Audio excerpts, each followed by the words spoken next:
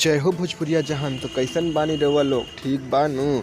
जी हाँ दोस्तों, आज हम बात करे वाला बानी पावर स्टार पवन सिंह के बारे में। क्यों पावर स्टार पवन सिंह को भोजपुरी का बादशाह कहा जाता है और क्यों पावर स्टार पवन सिंह का नाम पावर स्टार से शुरू होता है। तो दोस्तों आज हम इसी के बारे में बात करेंगे। और दोस्तों अगर आप पावर स्टार पवन सिंह के फैन हैं तो बिना वीडियो को स्किप करें, पूरा इन तक देखिएगा और वीडियो को लाइक, चैनल को सब्सक्राइब सबसे पहले कर दीजिएगा। जी हाँ दोस्तों, तो आज हम बात करेंगे पावर स्टार पवन सिंह के बारे में।